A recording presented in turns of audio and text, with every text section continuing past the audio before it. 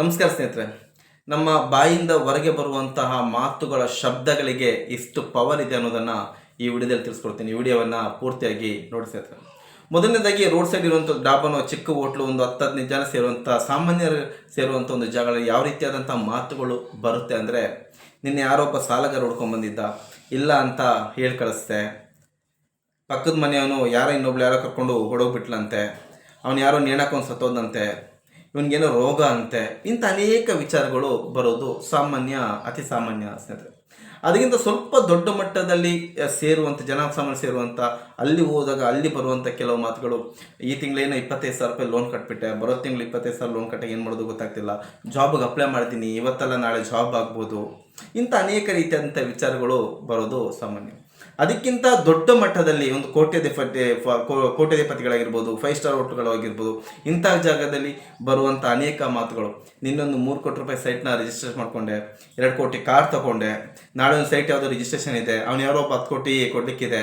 ಇಂತಹ ಮಾತುಗಳು ಬರುತ್ತೆ.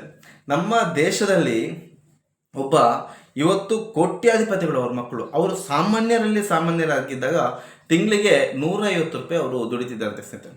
ತಿಂಗಳಿಗೆ 150 ರೂಪಾಯಿ ದುಡಿತಿದ್ರು ಕೂಡ ಆ 150 ರೂಪಾಯಿ ತಗೊಂಡು ದೊಡ್ಡ 5 ಸ್ಟಾರ್ ಹೋಟ್ಲಿಗೆ ಹೋಗಿ ಕೂತ್ಕೊಂಡು ಒಂದು ಕಪ್ಪು ಕಾಫಿ ಕುಡಿತಿದ್ದಂತೆ. ಆಗಲೇ ಒಂದು ಕಪ್ಪು ಕಾಫಿಗೆ 150 ರೂಪಾಯಿ ಅಂತೆ. 150 ರೂಪಾಯಿ ಒಂದು ಕಪ್ಪು ಕಾಫಿ ಕುಡಿತಾ ಅಲ್ಲಿರೋ ಜನಗಳ ಮಾತುಗಳನ್ನು, ಅವ್ರು ಯಾವ ರೀತಿ ನಡ್ಕೊಳ್ತಾರೆ, ಯಾವ ರೀತಿ ಪ್ಲಾನ್ ಮಾಡ್ತಾರೆ, ಏನೇನು ವಿಚಾರಗಳ ಬಗ್ಗೆ ಚರ್ಚೆ ಮಾಡ್ತಾರೆ, ಇಂಥದ್ದನ್ನೆಲ್ಲ ಕೇಳ್ತಾ ಕೂತ್ಕೊಳ್ತಿದ್ರಂತೆ. ಅವರು ಅತಿ ಪರಿಚಯ ಇರುವವರು ಒಬ್ಬರು ಕೇಳ್ತಾರಂತೆ, ಅಲ್ಲ ತಿಂಗಳು ಪೂರ್ತಿ ಕಷ್ಟಪಟ್ಟು 150 ರೂಪಾಯಿ ದುಡಿತೀಯ, ಆ 150 ರೂಪಾಯಿನ ಮತ್ತೆ ಇಲ್ಲಿ ಬಂದು ಕೂತ್ಕೊಂಡು 1 ಗಂಟೆ ಕೂತ್ಕೊಂಡು ಕಾಫಿ ಕುಡಿದು ಅದನ್ನು ಖಾಲಿ ಮಾಡಿ ಹೋಗ್ತೀಯಲ್ಲ ಅಂತ ಕೇಳಿದ್ರಂತೆ. ಆಗ ಅವ್ರು ಹೇಳಿದ್ರಂತೆ, ತುಂಬ ಲೋ ಲೆವೆಲ್ ಅಲ್ಲಿರುವಂಥ ಮಾತುಗಳು, ಮಿಡ್ಲ್ ಕ್ಲಾಸ್ ಮಾತಾಡುವಂಥ ಮಾತುಗಳು, ಇವ್ರ ಮಾತುಗಳು, ಈ ಮಾತುಗಳಿಗೆ ಬೇರೆ ಆದಂಥ ವೇರಿಯೇಷನ್ ಇದೆ. ಆದರೆ ನಮ್ಮ ಬ್ರೈನು ಯಾವತ್ತು ಯಾವ ರೀತಿಯಂಥ ಮಾತುಗಳನ್ನು ಅತಿ ಹೆಚ್ಚು ಕೇಳುತ್ತೋ ಆ ರೀತಿ ನಮ್ಮ ಬ್ರೈನ್ ನಮ್ಮೊಳಗೆ ಕೆಲಸ ಮಾಡೋಕ್ಕೆ ಶುರು ಮಾಡುತ್ತೆ. ಮತ್ತು ಆ ಪಾಸಿಟಿವ್ ಎನರ್ಜಿ, ಅಲ್ಲಿರುವಂಥ ಪಾಸಿಟಿವ್ ಎನರ್ಜಿಗಳು, ಆ ಪ್ಲೇಸಲ್ಲಿ ಇರುವಂತಹ ಎನರ್ಜಿಗಳು ನಮ್ಮನ್ನು ಆವರಿಸ್ಕೊಳ್ಳುತ್ತೆ ಅಂತ ಆ ವ್ಯಕ್ತಿ ಹೇಳಿದ್ರಂತೆ. ಸಾಮಾನ್ಯ ಅಲ್ಲಿ ಬರುವಂಥ ನೆಗೆಟಿವ್ ಮಾತುಗಳು ಸೇಮ್ ಇದೆ. ಆ ನೆಗೆಟಿವ್ ಮಾತುಗಳಿದ್ದಾಗ ಆ ನೆಗೆಟಿವ್ ಎನರ್ಜಿಗಳೇ ನಮ್ಮ ಸುತ್ತಮುತ್ತ ಓಡಿರ್ತಿರುತ್ತೆ, ಅದೇ ನಮ್ಮ ಬ್ರೈನಲ್ಲಿ ತುಂಬಿಕೊಳ್ಳುತ್ತೆ. ಒಂದು ಮಿಡ್ಲ್ ಕ್ಲಾಸ್ ಜನರು ಮಾತಾಡುವಂಥ ಮಾತುಗಳು, ಆ ಎನರ್ಜಿ ಹೊರಡೆ ಬರುತ್ತೆ, ಆ ಎನರ್ಜಿಯೇ ನಮ್ಮ ಬ್ರೈನಲ್ಲಿ ತುಂಬಿಕೊಳ್ಳುತ್ತೆ. ಅದೇ ರೀತಿ ನಮ್ಮ ಯೋಚನೆಗಳು ಬರುತ್ತೆ.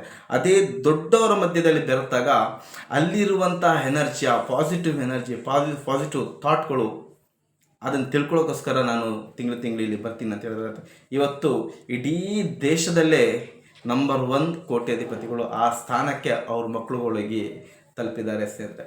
ಅನೇಕ ರೀತಿಯಲ್ಲಿ ನಾವು ನೋಡ್ಬೋದು. ದೇವಸ್ಥಾನಗಳಲ್ಲಿ ಈ ಪೂಜೆಗಳನ್ನು ಮಾಡುವಾಗ ಯಾವುದಾದೊಂದು ಹೋಮ ಮಾಡಿಸ್ತೀವಿ ಅಂದರೆ ಜೋರಾಗಿ ಶಬ್ದದ ಮೂಲಕ ಆ ಉಚ್ಚಾರಣೆ ಮಾಡಿಕೊಂಡು ಆ ಮಂತ್ರಗಳನ್ನು ಹೇಳ್ತಾರೆ.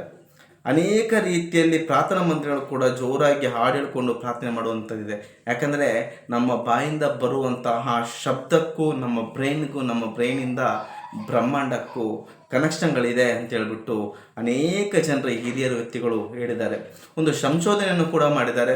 ಒಂದು 300, 400, 500 ಜನನ ಎಲ್ಲರನ್ನು ಒಟ್ಟುಗೂಡಿಸಿ ಯಾವುದಾದ್ರೂ ಒಂದು ವಿಚಾರದ ಬಗ್ಗೆ ಅದರ ಬಗ್ಗೆ ಪದೇ ಉಚ್ಚಾರಣೆ ಮಾಡೋದ್ರಿಂದ ಆ ವಿಚಾರಗಳು ನಡೆಯುತ್ತೆ ಅನ್ನೋದನ್ನು ಕೂಡ ಕೆಲವೊಬ್ಬರು ಹೇಳಿದ್ದಾರೆ. ಸಂಶೋಧನೆ ಮಾಡಿ ಹೇಳಿದ್ದಾರೆ. ಅಂದರೆ ನಮ್ಮ ಬಾಯಿಂದ ಬರುವಂಥ ಶಬ್ದಗಳಿಗೆ ಅಷ್ಟು ಮಹತ್ವ ಇದೆ ಸ್ನೇಹಿತರೆ.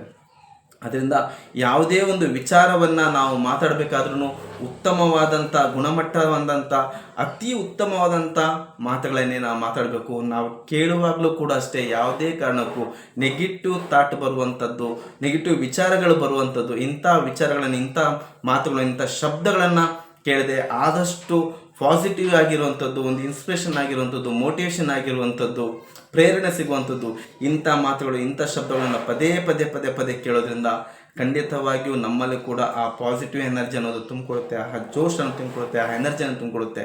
ನಾವು ಜೀವನದಲ್ಲಿ ಏನೇ ಸಾಧನೆ ಮಾಡೋಕ್ಕೂ ಕೂಡ ಆ ಸಾಧನೆಯನ್ನು ನಾವು ಸಾಧಿಸ್ಬೋದು ಸ್ನೇಹಿತರೆ. ಇಂಥ ಅನೇಕ ಉತ್ತಮವಾದ ವಿಚಾರಗಳನ್ನು ಈ ಚಾನಲ್ ಮೂಲಕ ನಿಮಗೆ ಬರ್ತೀನಿ. ಚಾನಲ್ನ ದಯವಿಟ್ಟು ಸಬ್ಸ್ಕ್ರೈಬ್ ಮಾಡಿ. ವಿಡಿಯೋ ಇಷ್ಟ ಆಯ್ತು ಅಂದರೆ ಲೈಕ್ ಮಾಡಿ. ಈ ವಿಚಾರ 4 ಜನಕ್ಕೆ ತಲುಪಿಸಬೇಕು ಅನ್ನೋ ಮನೋಭಾವನೆ ನಿಮ್ಮಲ್ಲಿದ್ದರೆ ವಿಡಿಯೋವನ್ನು ಶೇರ್ ಮಾಡಿ. ಮತ್ತೆ ಮುಂದಿನ ಸಂಚಿಕೆಯಲ್ಲಿ ಇನ್ನೊಂದು ಉತ್ತಮವಾದ ವಿಚಾರವನ್ನು ತಗೊಂಡು ಮತ್ತೆ ನಿಮ್ಮ ಮುಂದೆ ಬರ್ತೀನಿ. ಅಲ್ಲಿವರೆಗೂ ನಮಸ್ಕಾರ ಸ್ನೇಹಿತರೆ.